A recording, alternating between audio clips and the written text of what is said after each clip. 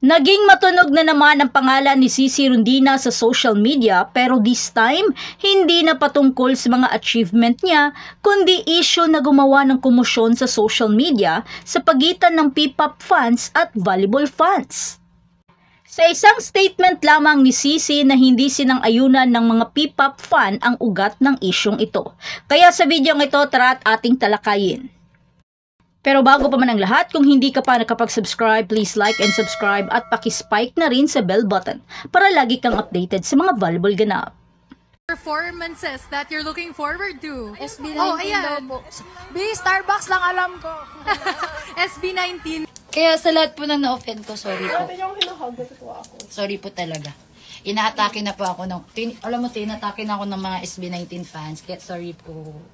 Ang Alas Pilipinas ay tumungo sa South Korea para sa kanilang Serve Spike Unite Korea Women's Volleyball Exhibition Match at naimbitahan sa isang programa ng mga Pinoy na nagdaraos ng Independence Day sa South Korea.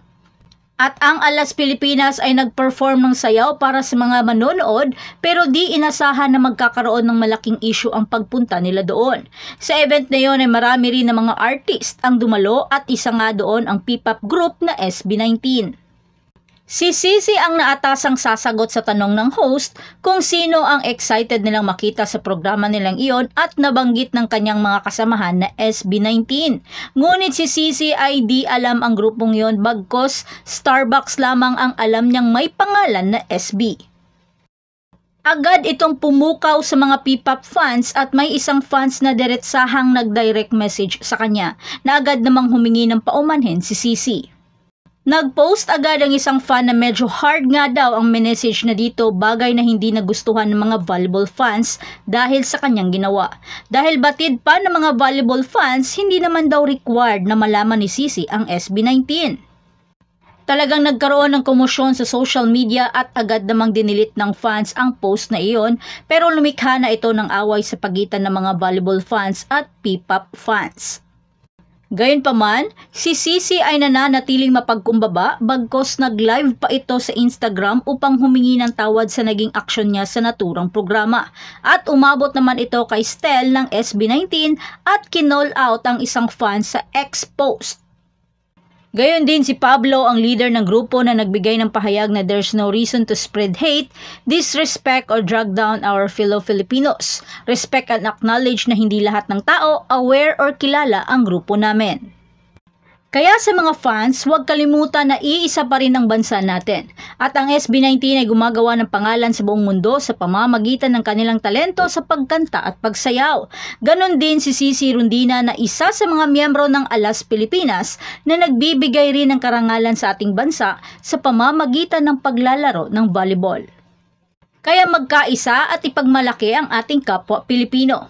At yan na ang lahat para sa ating update ngayon. Manatiling nakatutok para sa iba pang mga balita mula sa mundo ng Philippine Volleyball at huwag kalimutan mag-like, mag-subscribe at i-spike ang notification bell para hindi ma-miss ang mga susunod na video. Hanggang sa muli, manatiling mag-dig at mag-spike sa ating channel. Yung ano daw yung pinaka-inaantay namin dito dun sa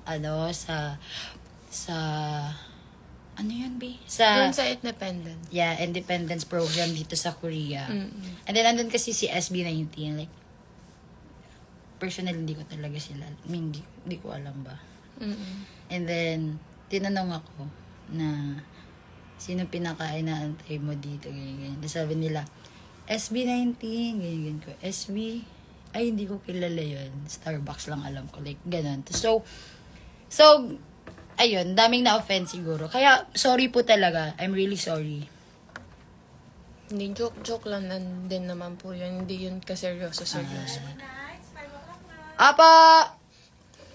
Ready na po! Tinatawag na po kami. Hindi po, wala pa siya. Kaya sa lahat po ng na-offend ko, sorry po. Sorry po talaga. Inaatake na po ako ng, alam mo, tinatake na ako ng mga SB19 fans. Kaya sorry po. Hindi ko po intention yun. Apo. Alis na tayo, te? Sino tayo? Magbahalan tayo. Bye, guys! Eya. Eya. Eya.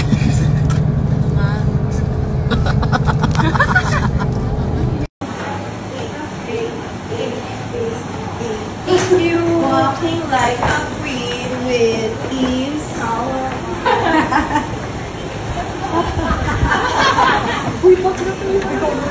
Gusto niyo pa ba ng good news? Meron na po tayong nilaunch na OF. Nonchalant. Thank you, nonchalant. Nonchalant. Thank you. Lakas ng loob. Di, kinakabahan na ako. Bangkar. We're gonna eat. And the So, pego pa. Hegupa. Hegupa kaayo.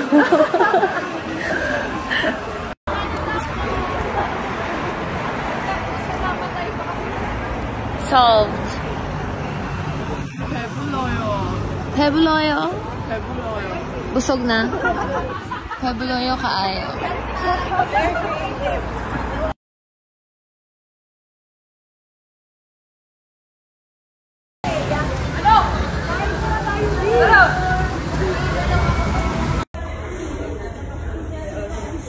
Video.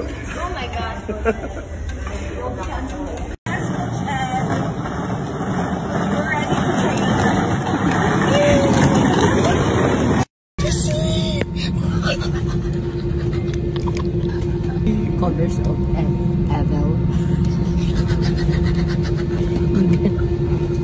Colors of Evil. Hindi, yung una. Colors of Evil. So we're going to saan tayo? Gumhae? Or Gangnam Style? Gangnam Style. Korean yun, di ba? Yes. Tulog na sila. Diba? Ayaw ko kumabidya kasi puro English na. With the signal. Girls. Sino ka naman dyan, Ate C? Business class? Mamaya, nasa gilid mo na.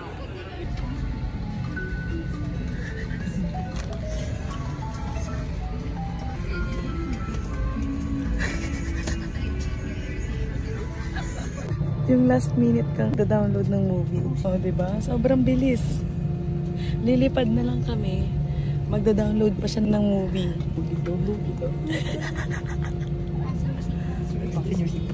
Oh, fasten your seatbelt. It's movie! Sabihin mo, huwag muna tayong lumipad. Hindi pa. Wala pa. Nakawala pa sa ayos. Ay, lilipad na ba?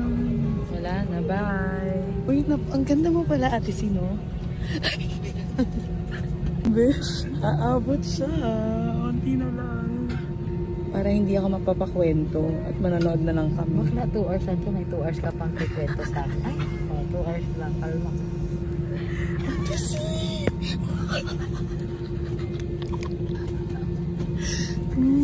Naka-download kami. Colors of Evil.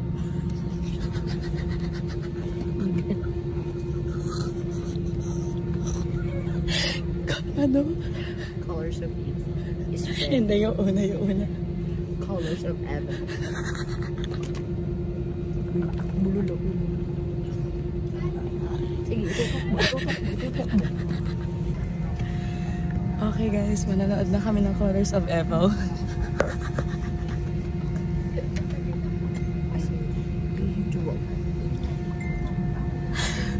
Ang init. Ang init. Ay, bakit sa lahat-lahat na pwede kong katabi? Bakit siya? Pasalamat ka, bakla ka ng tao. Pasalamat. Akala ko pa business class kasi nauna-una pa siya sa amin. Ending, andito siya sa tabi ko.